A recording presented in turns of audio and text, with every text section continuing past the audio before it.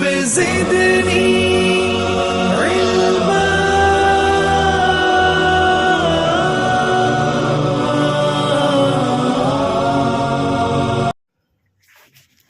الحمد لله وحده والصلاة والسلام على من لا نبي بعده وعلى آله وأصحابه الذين أوفوا عهده أما بعد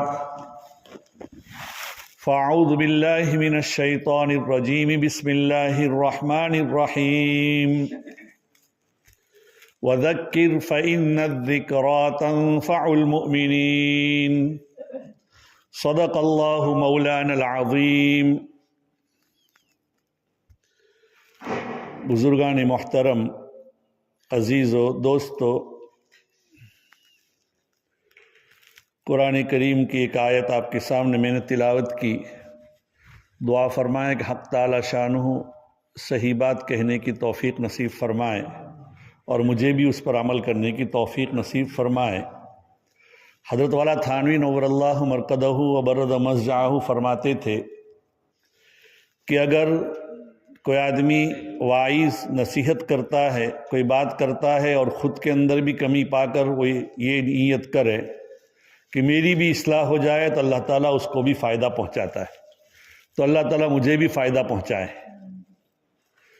میں نے آپ کے سامنے جو آیت کریمہ تلاوت کی، اس میں حق تعالی شانہ فرماتے ہیں نصیحت کیجئے، نصیحت مومنین کو فائدہ پہنچاتی ہے، نفع بخش ہوتی ہے۔ نصیحت کہتے ہیں کسی کی خیر خواہی کرنا۔ عربی میں نصاحہ کا معنی آتا ہے شہد کا جو چھتا ہوتا ہے، جو مکھی اس میں ہوتی ہے، اس میں سے شہد کو باہر خالص نکالنا، اس کو کہتے ہیں۔ نصیحت کرنے والا جس کو نصیحت کرتا ہے، سامنے والے کے لیے خیر خواہی اور اس کے لیے جو نفع بخش بات ہوتی ہے وہ کہنے کی کوشش کرتا ہے۔ اگر اس کی نیت اچھی ہوتی ہے تو بڑا فائدہ ہوتا ہے۔ قرآن کریم میں ایک سورت ہے سورہ نمل، وہاں اس میں چیونٹی نے اپنی دوسری چیونٹیوں کو نصیحت کی تھی، تو حق تعالی شانہ نے اس کا قرآن پاک میں ذکر کیا اور ایک سورت کا نام سورہ نمل ہو گیا۔ وَحُشِرَ لِسُلَيْمَانَ جُنُودُهُ مِنَ الْجِنِّ وَالْإِنسِ وَالطَّيْرِ فَهُمْ يُوزَعُونَ۔ آگے ہیں قَالَتِ النَّمْلُ ادْخُلُوا مَسَاكِنَكُمْ، یعنی ایک چونٹی نے حضرت سلیمان علیہ السلام کے لشکر کو آتے ہوئے دیکھا تو اس نے دوسری چونٹیوں کو اعلان کیا اپنے اپنے بلوں میں چلے جاؤ۔ لَا يَحْتِمَنَّكُمْ سُلَيْمَانُ وَجُنُودُهُ وَهُمْ لَا يَشْعُرُونَ۔ ایک چونٹی کو بھی اللہ نے کتنی سمجھ دی ہے، دیکھیے، وہ یہ کہتی ہے کہ تمہیں سلیمان اور ان کا لشکر روند نہ دیں، کچل نہ ڈالے، ان کو معلوم بھی نہ ہو۔ ہم لوگ چلتے ہیں جو چلتے ہوئے راستے میں کیڑے مکوڑے ہیں، ہمیں معلوم نہیں ہوتے، ممکن ہے کہ ہمارے پیروں سے وہ کتنے بیچارے کچل جاتے ہو، اللہ تعالیٰ معاف فرمائے۔ تو ایک چونٹی کو بھی اتنی عقل اللہ تعالیٰ نے دی تھی، اور ساتھ ساتھ یہ کہ ایک نبی جو اللہ کا ہوتا ہے وہ جان بوجھ کر کسی کو کچلتا نہیں، اس لیے کہ وَهُمْ لَا يَشْعُرُونَ۔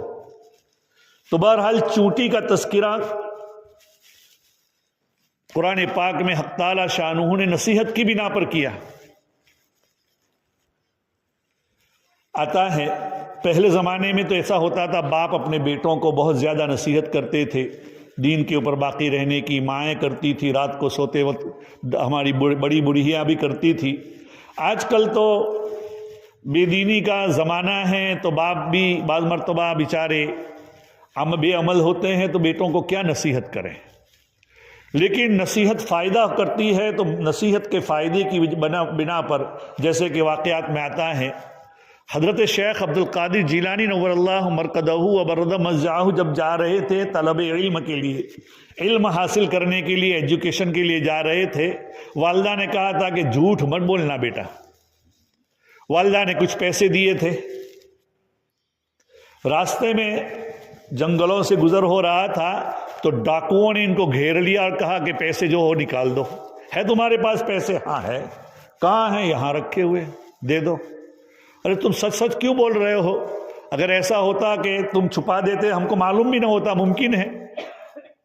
کہا کہ گھر سے نکلتے وقت میری والدہ نے ایسا کہا تھا کہ بیٹا جھوٹ مت بولنا، اس لیے میں جھوٹ نہیں بولتا.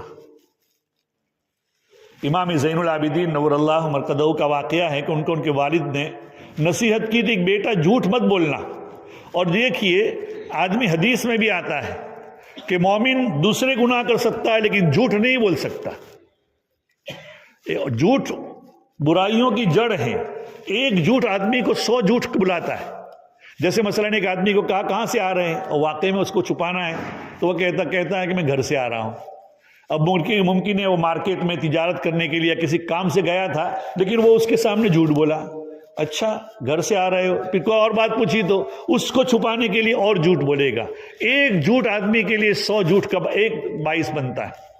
اس لیے آدمی مومن کی زبان ہمیشہ سچی ہوتی ہے. بزرگان دین کہتے ہیں کہ آدمی کے اندر 3 اوصاف پائے جائیں تو آدمی کی زندگی اور اس کو کسی قسم کی نصیحت کرنے کی ضرورت نہیں. ایک تو یہ کہ آدمی اپنی زبان کی حفاظت کرے، ہر حال میں آدمی سچ بولے، جھوٹ نہ بولے. دوسری بات یہ ہے کہ اپنی نماز کا خیال رکھے ہمیشہ. اور تیسری چیز یہ ہے کہ خلق خدا کی خدمت کرے. اگر یہ 3 چیزیں آدمی کے اندر اگر پائی گئی تو انشاءاللہ اس کی زندگی بن جائے گی، اس کو کسی قسم کی نصیحت کرنے کی ضرورت نہیں.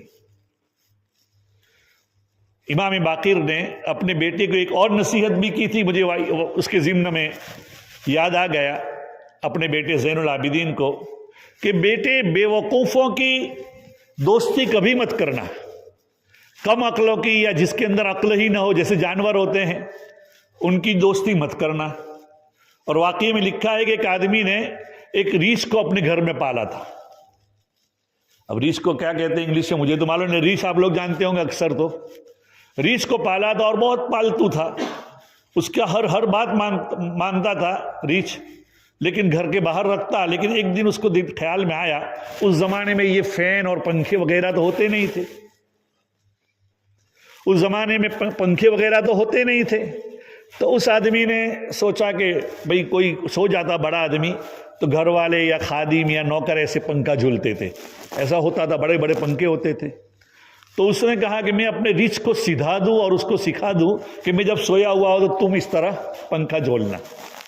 اب ایک مدت تک وہ پنکھا جھولتا رہا.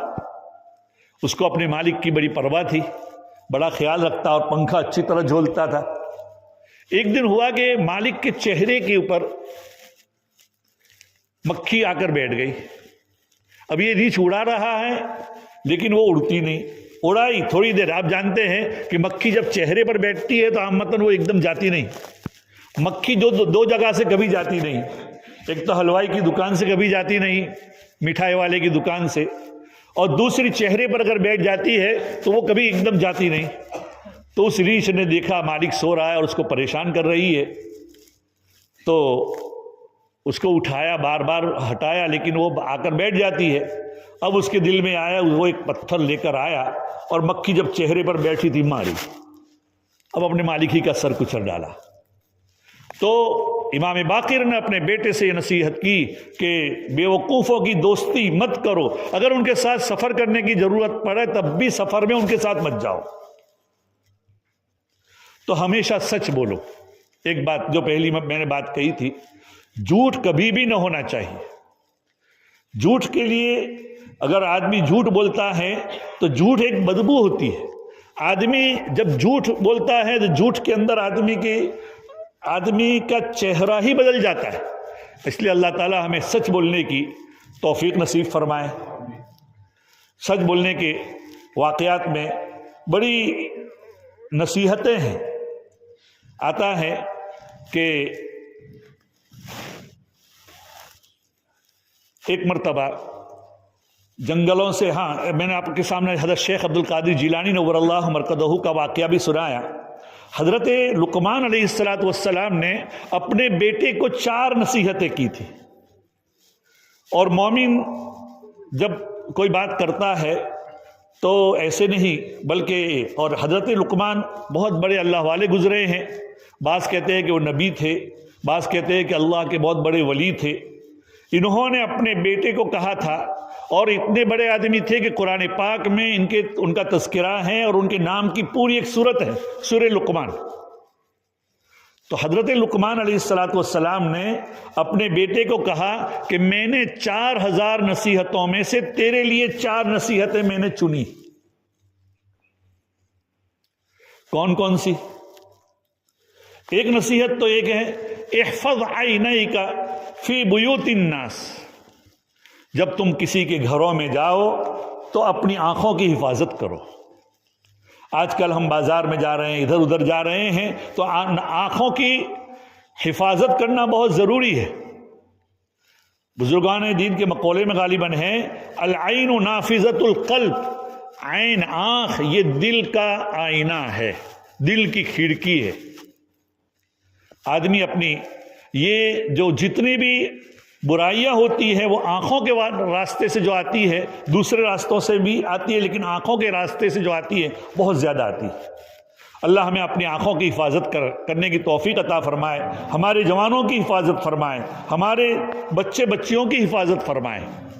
تو احفظ عینک فی بیوت الناس، جب لوگوں کے گھروں میں جاؤ اپنی آنکھوں کی حفاظت کرو. دوسری نصیحت یہ کی احفظ، تم پابندی کرو، احفظ لسانک فی مجالست الناس. جب آپس میں بیٹھے ہوئے ہو تو اپنی زبان کی حفاظت کرو. اس لیے کہ آدمی جب مجلس میں بیٹھتا ہے تو کسی کی ٹوپی اچھالتا ہے، کسی کی غیبت کرتا ہے، کسی کے بارے میں بدگوئی کر لیتا ہے. آدمی کو معلوم بھی نہیں، زبان تو ایک کینچی کی طرح چلتی ہے، اور کینچی جب چلتی ہے تو سامنے اچھی چیز کٹتی ہے، بری چیز کٹتی ہے، وہ معلوم نہیں ہوتا. آدمی اسی لیے حدیث میں بھی آتا ہے من صمت نجا، جو آدمی خاموش رہا وہ کامیاب ہو جاتا ہے. خاموشی، ہم نے اپنے بزرگوں کی مجلسوں میں بیٹھتے ہوئے دیکھا کہ گھنٹوں بیٹھے ہیں لیکن ایک بات نہیں ہو رہی. ان کی خاموشی ہمارے لیے ایک نصیحت ہو جاتی. تو بہرحال خاموش رہنا، جب لوگوں کے ساتھ بیٹھیں اس وقت اپنی زبان کی حفاظت کرنا، یہ حضرت لقمان نے نصیحت کی. تیسری جو نصیحت کی ہے کہ احفظ معدتک علی المائدہ. جب کھانے بیٹھو، کھانا تو پرایا ہے لیکن تیرا پیٹ اپنا ہے، اپنے پیٹ کی حفاظت کرنا. اس میں ہر چیز آ گئی، حرام لقمے سے حفاظت کرنا. کھانا کتنا بھی اچھا ہو لیکن تیرے موافق ہے یا نہیں وہ دیکھو. کھانا کتنا بھی اچھا ہے، کتنا بھی زیادہ ہے، کتنا بھی لذیذ ہے، لیکن تیرا معدہ کتنا برداشت کرتا ہے وہ دیکھ. حرام لقمے سے اپنے آپ کو بچاؤ، اور حلال لقمہ بھی ہے تو وہ لقمہ بھی اتنا ہی کھاؤ جتنا کہ تیرے پیٹ میں یہ ہو طاقت. چوتھی نصیحت حضرت لقمان علیہ السلام نے اپنے صاحبزادے سے کی احفظ قلبک فی الصلاۃ. آدمی نماز پڑھتا ہو تو نماز پڑھتے ہوئے اپنے قلب کو حاضر ناظر رکھو اللہ کے سامنے. ورنہ آدمی ہوتا یہ ہے کہ جب نماز قول باندھتا ہے تو کچھ آدمی کا ذہن کہیں سے کہیں چلا جاتا ہے، اور جیسے نماز پڑھی تو ایسے ہی گویا کہ وہ ریموٹ کی طرح اس کا دماغ آ جاتا ہے دوسرے کاموں کی طرف. امام اعظم ابو حنیفہ نور اللہ مرقدہ کا واقعہ ہے کہ ان کے پاس ایک آدمی آیا کہ حضرت میرے اتنے زیادہ پیسے تھے اور میں نے کہاں رکھ دیے، مجھے یاد ہی نہیں، میں نے کہاں رکھے. تو امام اعظم ابو حنیفہ نور اللہ مرقدہ نے اس آدمی سے کہا کہ بھائی تو ایسا کر کہ 2 رکعت نفل نماز کی نیت باندھ لے، تجھے تیرے پیسے مل جائیں گے. اب ایسے ہی ایک واقعے میں اور اس کے واقعے میں بھی نماز کی نیت باندھی تو شیطان چاہتا نہیں کہ اللہ کی عبادت کرے آدمی. شیطان اس کو ادھر ادھر لگا دیتا ہے، اس کو یاد کرا دیتا ہے تو شیطان نے اس کو یاد کرا دیا. تو ایسے ہی ایک واقعے میں، اس واقعے میں تو میں نے نہیں پڑھا، لیکن ایک اور واقعے میں ایک بزرگ نے کسی کو بتایا تھا کہ بھئی تو نماز پڑھ لے تو تجھے مل جائیں گے پیسے، تیری چیز مل جائے گی. تو جب نماز کی قول باندھا ہی تھا، اس کو یاد آ گیا کہ فلاں جگہ تجوری میں رکھا ہوا ہے. تو وہ نمازی بول رہا ہے مل گیا مل گیا مل گیا مل گیا. اس طرح کا واقعہ بھی آتا ہے. تو حضرت لقمان علیہ السلام نے اپنے بیٹے کو یہ نصیحت کی کہ بیٹے اپنے نماز کو کیا ہے، نماز کی پابندی کرنا. نماز 5 وقت کی نماز ایسی ہے کہ آدمی نمازوں کی پابندی کرتا ہے تو اس کی زندگی بھی کیا ہے، پابند ہو جاتی ہے. اوقات کی پابندی کی بنا پر آدمی کے اندر نظام الاوقات کی صلاحیت پیدا ہو جاتی ہے کہ میرا اوقات کیسے گزرے، میری زندگی کیسے گزرے، میرے جاب کا وقت کیسے گزرے، میری نماز کے اندر جیسے میں خیال کرتا ہوں ایسا کر. تو نماز کے اندر بھی ہونا چاہیے. اللہ تعالی ہمیں بھی اس کی توفیق نصیب فرمائے کہ ہم اپنی نماز کو، اسی لیے حدیث میں آتا ہے کہ ایسے نماز پڑھو صلی صلاۃ المودع، جیسے ہم کسی کو الوداع کرتے ہیں، کسی کو الوداع کرتے ہیں، گھر والے، ہم کہیں سفر میں یا جرنی میں جا رہے ہو اور گھر والوں کو اگر الوداع کرتے ہیں تو اس وقت دوسری طرف ہماری توجہ نہیں ہوتی، جن کو ہم الوداع کرتے ہیں انہی کی طرف توجہ ہوتی ہے. ایسے حدیث میں آتا ہے کہ تم جب نماز پڑھو تو ایسی نماز پڑھو کہ یہ میری زندگی کی آخری نماز، الوداعی نماز ہے. اگر اس طرح پڑھیں گے تو ہماری نمازیں بھی درست ہو جائے گی. اگر زبان کی حفاظت کریں گے، اگر سچ بولیں گے تو سچ آدمی کو حدیث میں آتا ہے الصدق ینجی والکذب یہلک، سچ میں نجات ہے اور جھوٹ میں ہلاکت ہے. وہ 3 صحابی ایک اللہ کے راستے میں، اللہ کے رسول صلی اللہ علیہ وسلم نکلے تھے تبوک کے موقع پر، اور 3 صحابی اللہ کے راستے میں پیچھے رہ گئے تھے. تو ان میں سے ایک حضرت کعب ابن مالک بھی تھے. حضرت کعب ابن مالک وہ اللہ کے راستے میں، ان کے پاس بہت سارا سامان تھا، جا بھی سکتے تھے، لیکن کل جاؤں گا، اللہ کے رسول، میرے پاس تیز رفتار سواری ہے، گھوڑا ہے، میں اللہ کے رسول صلی اللہ علیہ وسلم کو جا ملوں گا کل. گزشتہ آئندہ کل دوسرا کام پیش آیا، اس کے بعد والے دن تیسرا کام پیش آیا. اس طرح وہ نہ جا سکے اور وہ پیچھے رہ گئے. تبوک کے موقع پر ہوا یہ کہ ایک موقع پر 50 دن کے بعد اللہ کے رسول صلی اللہ علیہ وسلم کی واپسی بھی ہوئی. ان کو معلوم ہوا کہ نبی اکرم صلی اللہ علیہ وسلم آئے ہیں. اللہ کے رسول صلی اللہ علیہ وسلم نے تبوک جا کر پوچھا بھی کہ کعب کا کیا ہوا، کعب ابن مالک کیوں نہیں آئے. کسی نے کچھ کہا، کسی نے کچھ کہا. بہرحال وہ واپس آئے. اللہ کے رسول صلی اللہ علیہ وسلم جب واپس آئے ہیں، اللہ کے رسول صلی اللہ علیہ وسلم جب کسی سفر سے تشریف لاتے تو مسجد میں آ کر بیٹھتے اور لوگ آپ کی آ کر ملاقات کرتے تھے.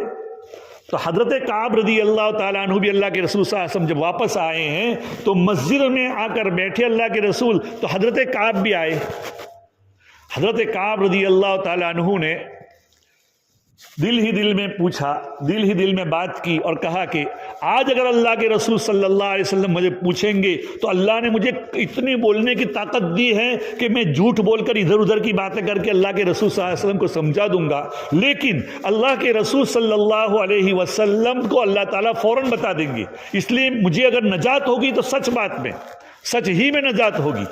تو انہوں نے اللہ کے رسول صلی اللہ علیہ وسلم کے سامنے عذر پیش کیا کہ اللہ کے رسول مجھے کچھ بھی عذر نہیں تھا، اور جس وقت اللہ کے راستے میں نکلنے کا جو موقع تھا اس وقت میرے پاس اتنا ساز و سامان تھا کہ جیسے اس سے پہلے کبھی نہیں تھا، لیکن میں امروز و فردا، آج اور کل کرتے کرتے میں نہ آ سکا. اللہ کے رسول صلی اللہ علیہ وسلم نے کہا کہ ان کو بھائی ایک طرف کر دو، ابھی ان کا فیصلہ نہیں. جو دوسرے لوگ تھے منافقین، انہوں نے بھی عذر خواہی کی کہ ہم اس لیے نہیں، تو ٹھیک ہے جاؤ. یعتذرون الیکم اذا رجعتم الیہم قل لا تعتذروا لن نؤمن. اس طریقے سے انہوں نے معذرت کی، لیکن حضرت کعب نے بالکل معذرت نہیں کی. ہوا یہ کہ وہ جو 3 صحابی تھے، حضرت کعب ابن مالک، ہلال ابن امیہ، اور ایک تیسرے بھی صحابی تھے مرارہ ابن ربیع رضی اللہ تعالیٰ عنہ، ان تینوں نے سچ بول دیا. اللہ کے رسول صلی اللہ علیہ وسلم نے کہا کہ ان کا معاملہ ہم فیصلہ نہیں کریں گے، اللہ فیصلہ کریں گے. ایک موقع پر ایک یہ آیا، پھر اس کے بعد کہا کہ ان سے کوئی بات نہ کرے. سارے صحابہ کوئی بھی ان سے بات نہیں کرتے.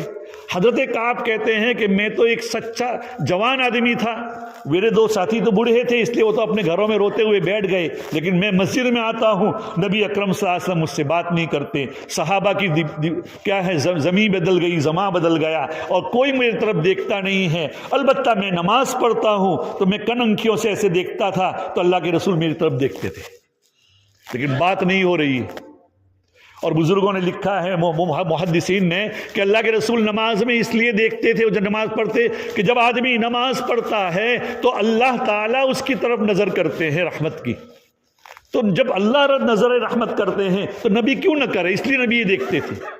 ہوا یہ کہ 50 دن تک ایسے گزر گئے اور پھر اللہ کی طرف سے ان کی توبہ قبول ہو گئی، یہ روتے تھے، توبہ کرتے تھے، تو قرآن وعلی الثلاثة الذین خلفوا حتی اذا ضاقت علیہم الارض بما رحبت، قرآن نے اس کی منظر کشی کی، اللہ اللہ، کہ زمین اپنی وسعتوں کے باوجود ان کے اوپر تنگ ہو گئی، یہ حال ہو گیا، تو اللہ تعالیٰ نے اس وقت ان کے اوپر یہ پوری قرآن پاک کی آیت ہے اور ان کی سچ نے ان کو نجات دلائی ہے۔ تو عزیزو دوستو، اپنی زندگی میں یہ بات طے کر کے جائیں کہ ہم اپنی زندگی کو اسی طرح گزاریں گے کہ بھائی پہلی طے کہ نماز کو اپنی درست کریں گے، دوسرا یہ کہ جو بھی موقع آئے تو ہم خدمت کیا کریں گے، ہم سچ ہی بولیں گے، سچ ہی میں نجات ہے، عارضی طور پر نقصان ہو سکتا ہے۔